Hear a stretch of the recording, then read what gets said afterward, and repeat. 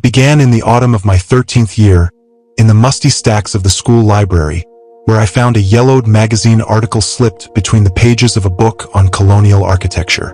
The article, dated 1978, recounted a Vermont family's discovery during a farmhouse renovation.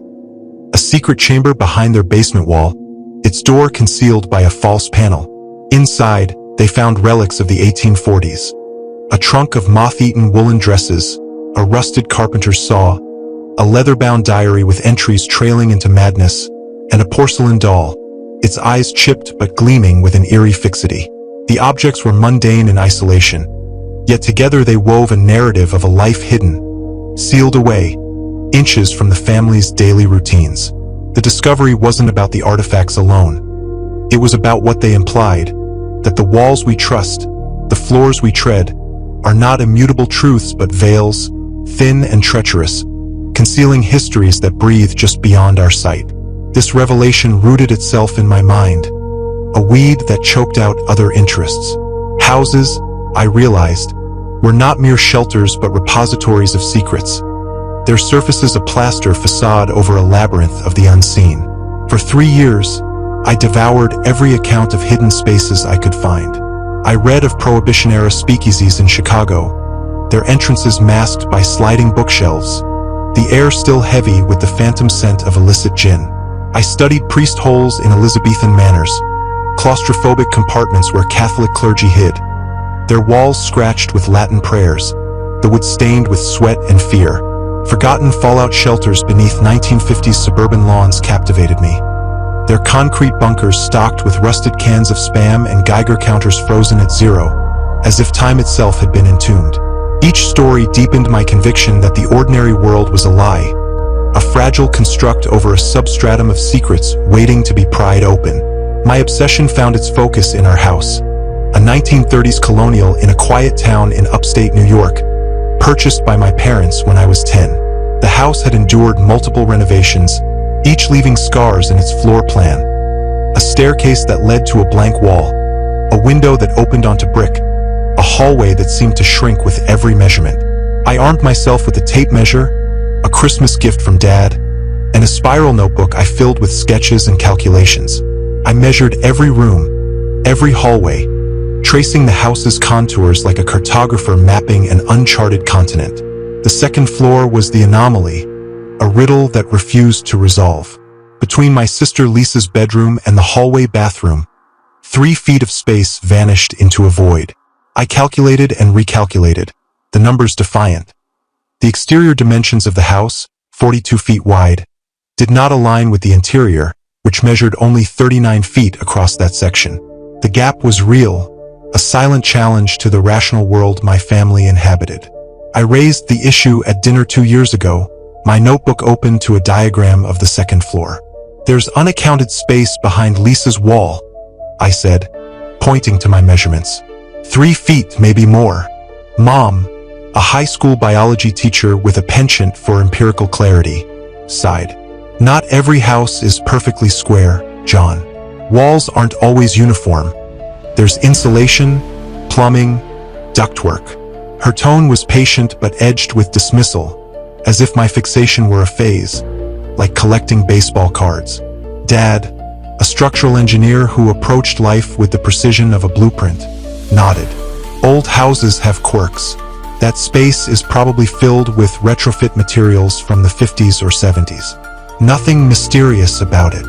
He speared a piece of broccoli, his attention already drifting. Lisa, 16 and perpetually exasperated, rolled her eyes. "Get a hobby, John. Normal stuff. Video games. Dating. Not creeping around my room like some wannabe Indiana Jones." Their words stung, but they only sharpened my resolve. I began tapping walls with a knuckle, listening for hollows, and pressed my ear to Lisa's bedroom wall after lights out, straining for any sound from the unseen space. A creak, a whisper, a heartbeat.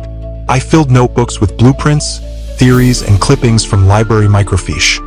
A 1920s bootlegger's hideout in Albany, a 17th century witch's bolt hole in Salem, a 1940s safe room in a Manhattan brownstone. The void behind Lisa's wall became my white whale, a puzzle I alone believed in. a truth my family refused to see.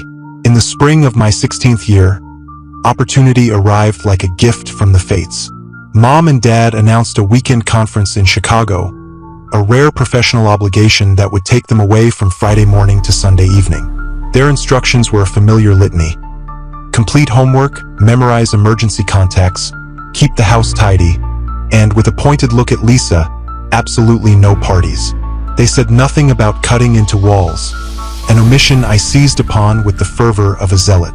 Lisa, now 18 and a senior, had soccer practice Friday afternoon, leaving the house empty for hours.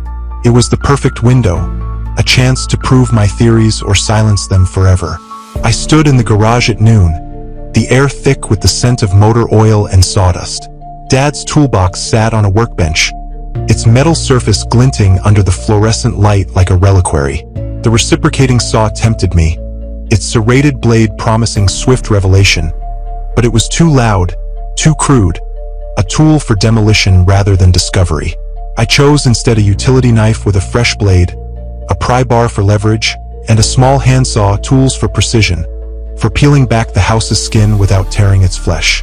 I carried them to Lisa's room, my heart pounding with a mix of anticipation and dread.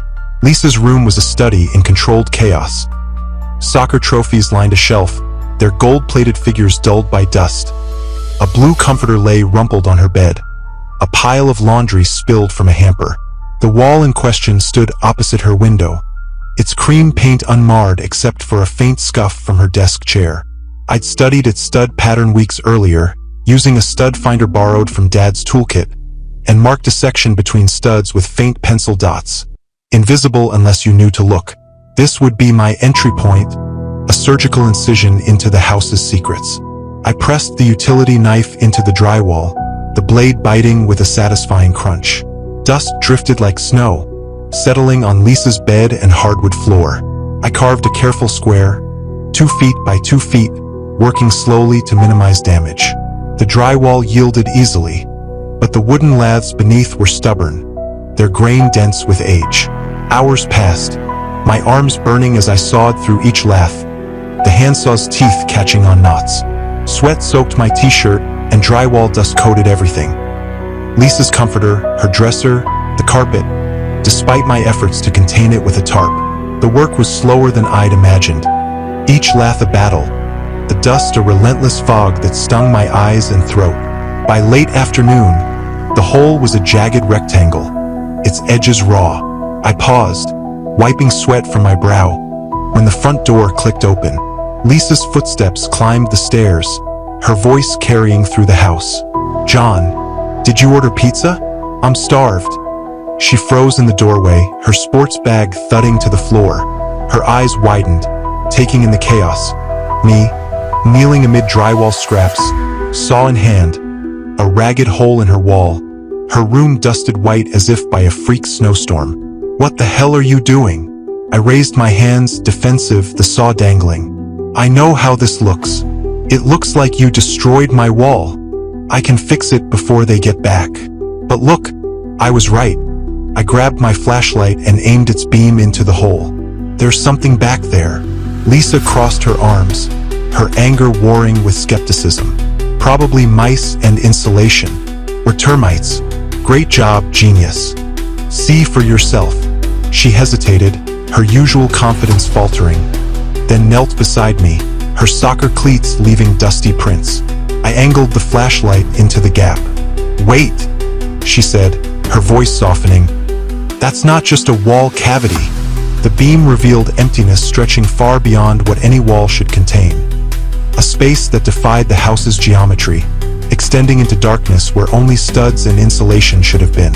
I resumed cutting, fueled by vindication, my hands steadier now. Lisa's anger gave way to reluctant curiosity. "They'll ground you until college," she muttered, sweeping debris into a pile with her foot. "Maybe you too if you don't help." She snorted but grabbed a broom, her movements sharp with residual irritation. As I widened the hole, a rush of musty air escaped, carrying the scent of old paper, dust, and something faintly metallic, like rusted iron or dried blood. "Smells like Grandma's attic," Lisa said, wrinkling her nose, her voice betraying a flicker of unease. By evening, the opening was large enough to crawl through. A dark maw in the wall, its edges splintered but passable. We sat on the edge of Lisa's bed, staring into it, the flashlight beam revealing a narrow passageway, its wooden plank floor blanketed in undisturbed dust, untouched for decades. "I can't believe you were actually right," Lisa whispered, her voice a mix of awe and apprehension. Her usual bravado was gone, replaced by something quieter, more vulnerable. "3 years of research," I said, pride swelling despite the ache in my shoulders. "Dad said I was wasting my time, called it playing at architecture. So what now? We're not seriously going in there, are we?" "Of course we are. This is the discovery of a lifetime. A hidden space in our own house, untouched since who knows when. What if it's dangerous? Sealed up for a reason? Like asbestos or black mold or something worse?" I dismissed her concern, though a prickle of doubt stirred. "If it was dangerous, we'd know. This house has stood for nearly a century. Families have lived here, raised kids, died here. Nothing's collapsed or poisoned anyone." I gathered supplies, my phone, fully charged, a heavy-duty flashlight, a water bottle, and a digital camera for documentation. Its 12-megapixel sensor better than my phone's grainy lens. "We'll be careful. In and out." Lisa's eyes lingered on the hole, her fingers tightening around her water bottle. "It feels wrong, John, like we're trespassing, like that space isn't part of our house." "It's our house," I insisted, though her words echoed my own unease. "Every inch of it. Not that part." Her voice was barely audible, her gaze fixed on the darkness. I softened my approach, sensing her fear. "Listen, I'll go first. If it seems unsafe, structurally unsound, bad air, anything, we'll come back and seal it up. I promise." I met her eyes, willing her to trust me. She sighed, pulling her pepper spray from her sports bag, its red canister glinting in the lamplight. "Fine, but I'm bringing this. And if there's a burglar who's been hiding in our walls for decades, I'm not saving you." I grinned, the tension breaking for a moment. "Deal. But if it's a ghost, you're on your own." I ducked through the hole, the air dropping 10 degrees instantly, sharp with dust and age. The passageway was narrow, barely shoulder-wide, its walls bare wooden planks, rough-hewn and splintered, draped in cobwebs that clung to my hair and brushed my face like spectral fingers. The floor was wooden too, its planks warped but solid, covered in a thick layer of dust that puffed up with each step, stinging my eyes. Lisa squeezed in behind me, her breath visible in the cold, her pepper spray clutched like a talisman. "It's freezing," she whispered, her voice muffled in the enclosed space, as if the walls absorbed sound. The silence was absolute, a dead stillness that swallowed the familiar noises of our house. No creaks of settling wood, no hum of distant traffic, no faint buzz of electronics. It was as if we'd stepped into a vacuum, a place where sound itself was unwelcome. My flashlight carved a path through the darkness, its beam stark against the dust, revealing our footprints, sharp, solitary, the first in decades. The air grew heavier, the metallic scent sharpening, mingling with something organic, like damp earth or decaying leaves. "This place feels wrong," Lisa said, her voice low, as if afraid to disturb the stillness. "Old spaces are like that," I said, though the cold was deeper than I'd expected, seeping through my hoodie and chilling my bones. The passageway stretched left and right, disappearing into shadow. I hesitated, weighing the options. Left would take us toward the bathroom, right toward the staircase. Right, I decided, drawn to the heart of the house. Triumph pulsed through me, but a creeping unease stirred beneath it, a whisper of doubt I couldn't name. Each step took us further from the familiar, into a part of the house that felt alien, as if it had been waiting, patient and watchful, for someone to breach its solitude. The dust was thick, coating our shoes, our footprints a stark record of our intrusion. "Nobody's been here since forever," Lisa said, her voice barely audible, her eyes darting to the walls. The passageway curved slightly, the walls closing in, brushing my shoulders. The cobwebs grew denser, their strands glistening faintly in the flashlight's beam, as if woven with purpose. Then, the passage opened abruptly, revealing a steep wooden staircase ascending into darkness. "Look," I said, aiming my light upward. The stairs were narrow, their edges worn, leading to a void above. Lisa peered around me, her face pale in the beam. "Going where?" "We're under the roof. There shouldn't be anything up there. Only one way to find out." The stairs creaked under my weight, each step threatening to splinter. I tested each one before committing, the wood bowing slightly, groaning as if protesting our presence. Lisa followed close, her pepper spray raised, her breathing quick and shallow. The air grew colder with each step, the metallic scent sharpening into something acrid, like burnt copper. At the top, we emerged into a hidden attic, vast and impossible, its dimensions defying the house's footprint. The space stretched wider than the second floor allowed, its slanted ceiling lost in shadow, its floor a patchwork of uneven planks. Dust-covered trunks, crates, and boxes lined the walls, their surfaces shrouded in cobwebs that sagged like tattered curtains. The air was musty, thick with the scent of neglect, and colder still, pressing against my chest like a physical weight. "This isn't on the house plans," Lisa muttered, her voice trembling. "It's too big. It doesn't fit. It must have been sealed off during a renovation," I said, my breath fogging in the chill. I approached a large trunk, its wood warped, its brass latches tarnished but intact. I brushed away decades of dust, the particles swirling in the flashlight's beam like motes of lost time. The lid groaned as I lifted it, revealing stacks of yellowed papers, photographs, and faded ledger books, their edges curling with age. A black and white photo caught my eye. A family in 1940s clothing, strangers, standing stiffly before our house, their smiles forced, their eyes hollow.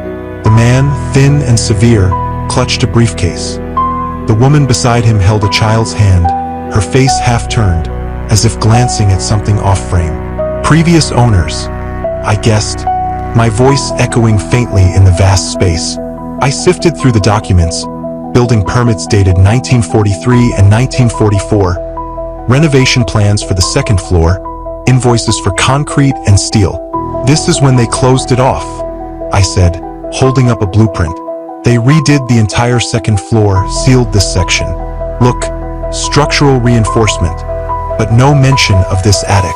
Lisa wrapped her arms around herself, shivering despite her jacket. "It's freezing in here, like a meat locker. Can we go now? You've solved your mystery." "Not yet." My flashlight swept the attic, its beam catching on a solid wooden door at the far end, set into a wall that shouldn't exist. Unlike the dust-choked trunks, the door was pristine, its surface polished, its brass keyhole gleaming faintly, as if polished yesterday. "What's a door doing here? It doesn't match the house's layout. We're above the second floor. There should be nothing but roof." Lisa edged closer, her reluctance palpable. "Probably storage, or a maintenance access. Let's not push our luck." I tried the handle, locked, the mechanism unyielding. Lisa, ever practical, pulled a pencil from her pocket and probed the keyhole, her movements precise despite her unease. A faint clink sounded. A key dislodged on the other side, falling to the floor beyond. I knelt, manipulating the lock with my fingers, feeling for the tumblers. After a minute of careful prodding, a solid click rewarded my efforts. We exchanged glances, hesitation mirrored in her eyes, her hand tightening on the pepper spray. "Open it," she said finally, her voice barely a whisper, as if speaking louder might wake something. I pushed the door open, bracing for another dusty storage space, perhaps a crawl space or utility nook. Instead, I froze, my breath catching in my throat. Before us stretched our downstairs hallway, cream-colored walls, polished hardwood floor, family photos in identical frames, down to the dent from my bike crash at 10, when I'd careened into the wall during a reckless indoor race. Soft, sourceless light emanated from the ceiling fixtures, casting no shadows, as if the light itself were a substance, thick and unnatural. The air was heavier, laced with a sweet, cloying scent I couldn't place, like overripe fruit or decaying flowers. "What the hell?" Lisa whispered, her voice trembling, her pepper spray raised like a shield. "This isn't possible," I said, stepping forward, my sneakers squeaking on the hardwood. The floor was solid, its creak identical to our real hallway, a sound I'd known since childhood. The air was thicker, pressing against my skin, the sweet scent intensifying. "It's a perfect copy of our house. Every detail." Lisa gripped my arm, her nails digging in. "We need to go back, John. This isn't right. It's wrong." But curiosity, sharp and insatiable, pulled me forward, a hook in my gut. "It's a replica, but how? Who built this inside our actual house? Why?" I moved toward where the living room would be, Lisa trailing reluctantly, her steps hesitant. The replica was flawless, a mirror of our home. Lisa's soccer trophies lined her shelf, their gold-plated figures gleaming. My room's posters, Star Wars, a periodic table, a map of Middle-earth, hung at precise angles. Mom and Dad's bed was made with hospital corners, unlike their usual casual toss of the comforter. Yet, subtle wrongs gnawed at me, like a melody played in the wrong key. Clocks in every room were frozen at 11:43, their hands unmoving, the seconds trapped. A thin layer of dust coated every surface, suggesting years of abandonment. Yet the objects looked pristine, as if placed moments ago. Most jarring was a black rotary phone on Mom's nightstand, its gleaming surface alien in our landline-free home, its heavy handset an artifact from a forgotten era. I lifted the receiver, curiosity overriding a growing sense of dread. Instead of a dial tone, I heard rhythmic breathing, in, out, steady and deliberate, as if someone were standing inches away, their breath warm against my ear. A jolt of fear shot through me. I dropped the receiver, stumbling back, the handset clattering to the floor. The breathing continued, audible from the fallen receiver, filling the room with its relentless rhythm. "There's someone on the line?" I whispered, my voice barely audible, my heart hammering. Lisa's eyes widened, her face pale. "We need to go now, right now." As we retreated through the hallway, I noticed the family photos lining the walls. When we'd entered, they'd mirrored our real ones. Smiling faces from beach trips, Christmas mornings, Lisa's graduation, all captured with everyone facing the camera, eyes bright. Now every face was turned slightly away, Mom's profile sharp against the frame, Dad looking over his shoulder, Lisa gazing off frame, my own eyes fixed on something unseen beyond the lens. "They weren't like that before," Lisa gasped, her voice breaking, her pepper spray trembling in her hand. "They were looking at the camera," I said, certainty curdling into dread. "I'm sure of it." The replica wasn't static. It was shifting, responding to our presence, as if aware of our intrusion. Whispers drifted from the walls, unintelligible but insistent, like voices speaking just below comprehension. Their cadence alien yet familiar, like a language I'd forgotten. The air grew colder, our breath fogging in thick clouds. We hurried toward the attic, the whispers following, the light dimming as if the house were closing its eyes, its fixtures flickering like dying stars. Back in Lisa's real bedroom, we collapsed onto her bed, the hole in the wall a dark wound, its edges splintered and raw. The transition was jarring, warm sunlight streamed through her windows, painting the room in golden hues, the air alive with normal house sounds. The refrigerator's hum, the distant chirp of a neighbor's lawnmower, the faint tick of a clock in the hallway. I checked my phone. 3:45 p.m. We'd been in the replica for just over 3 hours, though it felt like days, the weight of that place lingering in my bones. "Let me check something," I said, leading Lisa downstairs to our real kitchen. In the replica's kitchen, I'd scratched an X into the wall with my pocket knife, a test to see if actions there could affect our world. There, faint but unmistakable, was the same X etched into our kitchen's paint, its lines precise, as if carved by my own hand. Lisa's eyes widened, her breath catching. "How is that possible?" "It proves there's a connection," I said, my mind racing. a thrill of discovery battling a growing fear. What I did there affected here. The two places are linked, physically. I grabbed a water bottle from the fridge, suddenly aware of my parched throat, the dust still coating my tongue. We need to check the basement next. There could be more clues, more evidence of what this place is. Lisa hesitated, her face pale, her hands trembling slightly. I'm not sure we should go back in there at all. Haven't you noticed how much colder it gets the longer we stay? Those photos changing? That breathing on the phone? John, that place isn't just weird, it's wrong. I acknowledged her fear, a knot forming in my stomach, but my curiosity was a tide, pulling me back. Just the basement, then we'll figure out what to do. This could be the discovery of the century. A hidden dimension, a parallel space, right in our house. I grabbed my digital camera from the living room, its weight reassuring, its lens a tool to capture truth. We packed water bottles and protein bars, a nod to practicality, and returned to Lisa's room. The hole in the wall seemed darker, more threatening, its edges sharper, as if the replica were waiting, its patience fraying. We crawled through, the passageway colder than before, the air heavier, as if thickened with intent. The metallic scent was stronger, tinged with something sour, like vinegar or rot.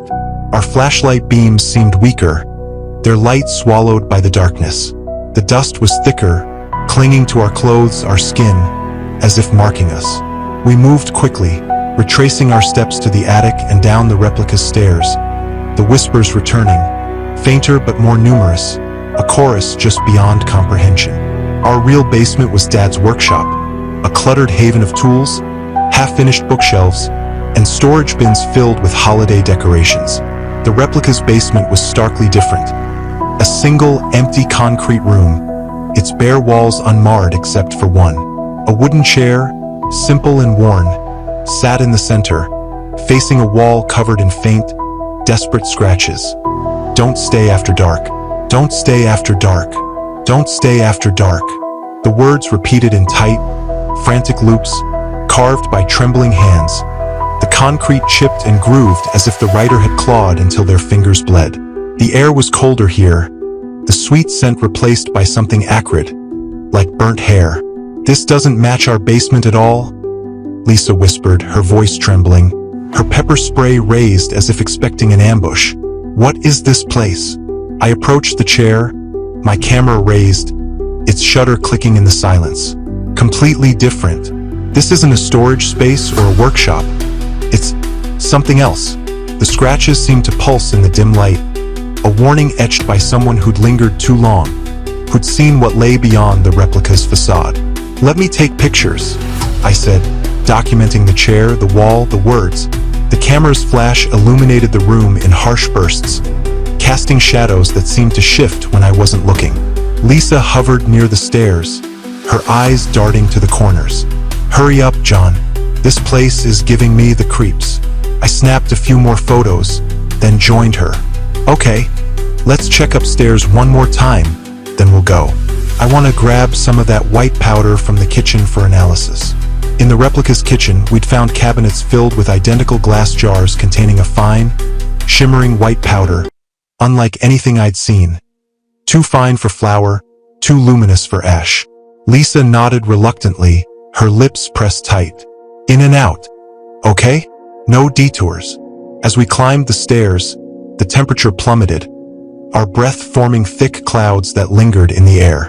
The front door, visible from the stairwell, now bore strange symbols, curved lines and angular marks, etched into the wood as if burned, their shapes alien yet eerily familiar, like runes from a forgotten alphabet.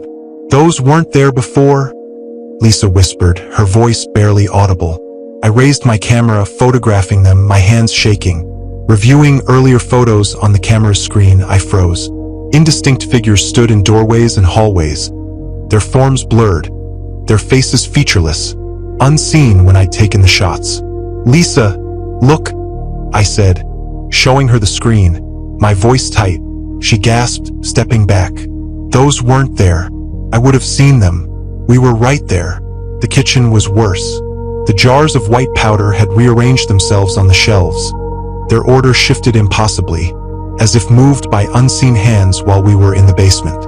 "These were in a different order before," I said, my voice unsteady, grabbing one jar. Its glass was cold, almost painfully so, the powder inside shimmering with a faint, unnatural light. Lisa stayed in the doorway, unwilling to enter, her pepper spray trembling in her hand. "Can we go now? Please?" As we turned to leave, a whisper drifted from the dining room, too faint to discern words but unmistakably a voice, low and guttural, like a throat clogged with dust. Lisa's grip tightened on my arm, her nails digging in. "Did you hear that?" Another whisper followed, louder, from the walls themselves, joined by others, a chorus of voices overlapping, their words unintelligible but their tone urgent, warning or beckoning.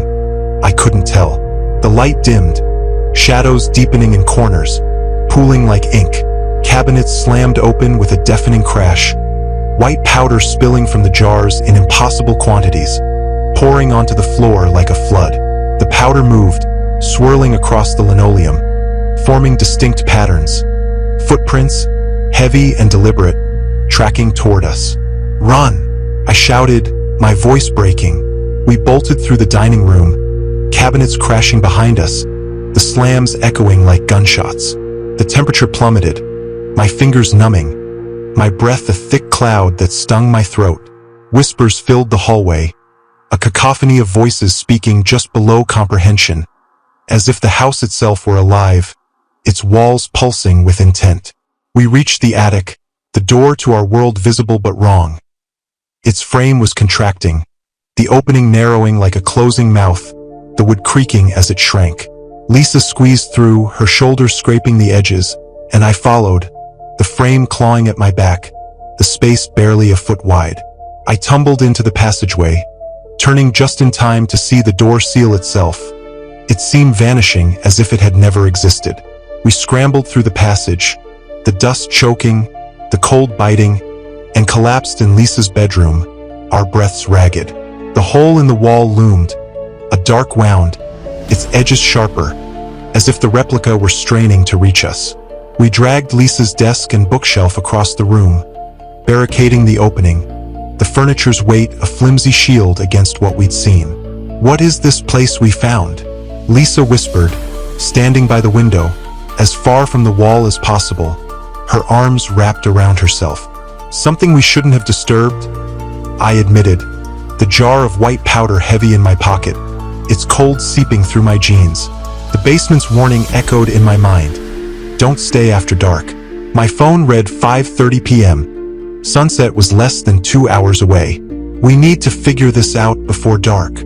"No way," Lisa said firmly, her voice shaking but resolute. "We're not going back in there, especially at night. That place, it's alive, John. It knows we were there." I nodded, my throat tight, but the powder on her floor caught my eye. It had spilled from my pocket, arranging itself into symbols matching the replica's front door. Curved lines, angular marks, and, in the center, the numbers 11 verse 43, stark and deliberate, as if written by an unseen hand. "It's coming through," Lisa whispered, her eyes wide with terror. "What have we done?" That night, I woke abruptly after midnight, pulled from sleep not by sound but by a feeling. A sensation of being watched, the air heavy with unseen eyes. My room was freezing, the air so cold my breath clouded in front of my face. An impossibility in our well-insulated house, even in spring. I lay still, my heart pounding, my eyes adjusting to the darkness. A shape stood beside my bed, tall, too tall, its limbs unnaturally long, its silhouette wearing Dad's flannel shirt and jeans but wrong, the proportions skewed, the arms dangling like ropes with too many joints. Its face was a flawed mimicry of Dad's, the features blurred, as if sculpted by someone working from a fading memory. The nose too sharp, the eyes too large, the mouth a crooked slash. I inched my hand toward the lamp on my nightstand, my muscles tensed for flight. The shape didn't move, its stillness predatory, its gaze a weight on my chest. I clicked the lamp on, the bulb's glare flooding the room. Nothing. The space beside my bed was empty, the air still cold but ordinary. I checked every corner, my flashlight beam trembling. Nothing out of place, no footprints, no dust. But my door stood open to the hallway, though I'd locked it before bed, a habit born of the replica's intrusion. I crossed to it, my bare feet silent on the carpet, and noticed a thin trail of white powder on the floor, leading from the hallway to my bed. Not scattered, but arranged symbols, like those on the replica's door, and the numbers 11 verse 43, etched in the carpet's pile. I knocked on Lisa's door, my voice a whisper. "Lisa, you awake?" No answer. I knocked again, louder. "Come in," she said finally, her voice small and frightened. I pushed the door open to find her sitting upright in bed, knees pulled to her chest, blanket wrapped tightly around her shoulders. Her room was as cold as mine, her breath visible, her eyes wide and bloodshot. The barricade of furniture stood untouched, but her floor was covered in white powder, forming the same symbols, the same 1143 with an addition, a crude outline of a human figure, its limbs too long, its head featureless. "You felt it too," I said, sitting on the edge of her bed. "I saw it, standing right there." I pointed to the corner near her dresser. She nodded, trembling. A man tall, too tall, like Dad but not. His arms and legs were wrong, too long like they had extra joints. He was wearing Dad's clothes, but they didn't fit right, like they were draped over something else. And his face. She swallowed, her voice breaking. It looked like Dad, but wrong, like someone trying to remember what he looks like but getting the details wrong. I blinked, and he was gone. But I can still feel him, John. He's still in the house. We spent the night in the living room, every light on, blankets draped over our shoulders, facing the stairs to watch for any approach. The house creaked and groaned, each sound a threat. The refrigerators hum, the heating systems click, the windows expanding in their frames. Neither of us spoke of the powder, the figure, the cold, but our shared fear was a tangible thing, a weight that pressed us into the couch. "What do we do if it comes back?" Lisa whispered, her eyes fixed on the stairwell. "I don't know," I admitted, my mind racing for solutions, finding none. "We can't tell Mom and Dad. They'll think we're crazy, or they'll see the hole and ground us forever. They'd never believe us," she agreed, her voice hollow. "Not without seeing it themselves." Mom and Dad returned early Saturday morning, their headlights sweeping across the living room at 7 a.m. We looked like refugees, pale, with dark circles under our eyes, still in yesterday's clothes, the room blazing with every light. Mom stopped short, her suitcase thudding to the floor. "What are you two doing up so early? And why are all the lights on?" Dad, hauling his bags, grinned. "Movie marathon? You kids look like you've seen a ghost." I forced a shrug, my voice hoarse. "Something like that. Couldn't sleep." Mom approached, her concern deepening as she studied us. "You both look exhausted. Are you feeling okay?" She pressed a hand to my forehead, checking for fever. "We're fine," Lisa said quickly, her eyes darting to the stairs. "Just stayed up too late." Mom wasn't convinced, but Dad was already heading upstairs. "Let me get these bags up, then I'll make breakfast. You two need food." My stomach nodded as he climbed the stairs, passing Lisa's room. He'd see the barricade, the hole, the evidence of our transgression. Came faster than I expected. "What the hell?" Dad's voice boomed from upstairs. "Lisa, John, get up here now." Mom's head snapped toward the stairs. "Robert, what's wrong?" We exchanged a look of pure dread, our feet heavy as we climbed. Dad stood in Lisa's room, pushing aside the desk and bookshelf, revealing the hole in its raw entirety. Splintered drywall, exposed laths, a dark maw leading to the unknown. White powder dusted the passage's floor, faint but unmistakable, shimmering in the morning light. "What is this?" Dad demanded, gesturing at the damage, his face a mask of anger and disbelief. "What did you do to the wall?" Mom appeared behind us, gasping. "Oh my God, what happened?" I stepped forward, scrambling for an explanation that wouldn't sound insane. I noticed the wall seemed different. I began, sticking to a half-truth. The measurements didn't match the house's exterior dimensions, so I thought there might be a hidden space, like a service corridor or something. Dad's eyes narrowed, his engineer's mind parsing my words. So you decided to tear apart the wall without permission? Without even asking? I know it was wrong, I said quickly, my voice steady despite my racing heart. I should have waited until you got home. But once I started, I found this passage. It's old, dusty, sealed up for decades. Lisa nodded, following my lead. We went in to explore just a little. It was creepy, so we came back out and blocked it off. Dad knelt to peer into the hole, his anger softening into professional curiosity, the puzzle of an unknown structure overriding his frustration. A service corridor? That's not on any of the house plans. He leaned closer, his sleeve brushing the edge of the hole. When he straightened, fine white powder clung to his shirt cuff, unnoticed by him but glaring to me, its shimmer unnatural in the sunlight. This could be serious, he said, his tone shifting to concern. Hidden spaces like this can compromise structural integrity, water damage, mold, electrical hazards. I need to examine this properly. Mom tried to diffuse the tension, her voice gentle. Robert, the kids were just curious.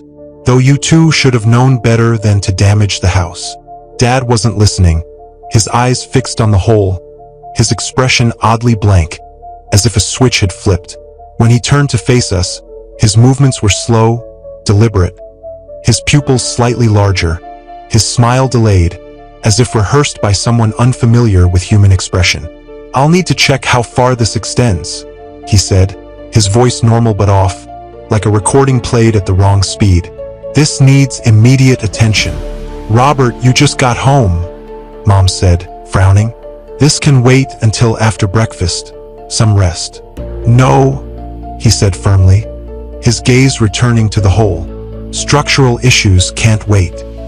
He reached toward the opening, his fingers hovering over the edge with an almost reverent slowness. I noticed the white powder on his neck, a faint dusting just below his hairline, shimmering faintly. Dad, maybe we should call a contractor, I suggested, my voice tight. This might be dangerous. He paused, then turned to look at me, his pupils expanding, swallowing the blue of his irises. Don't worry, he said, his voice almost normal but laced with something else, a deeper timbre that raised the hairs on my arms. I know exactly what I'm doing. Lisa edged closer to me, grabbing my hand, her grip tight. She'd seen it too, the powder, the eyes, the wrongness. Mom misread our tension, her voice softening. Why don't you kids get some sleep? You look exhausted. Your father and I can handle this. Dad nodded, that delayed smile appearing again. Too wide, too late. Yes, you two should rest. I'll take care of everything. The way he said it twisted my stomach, a promise that felt like a threat.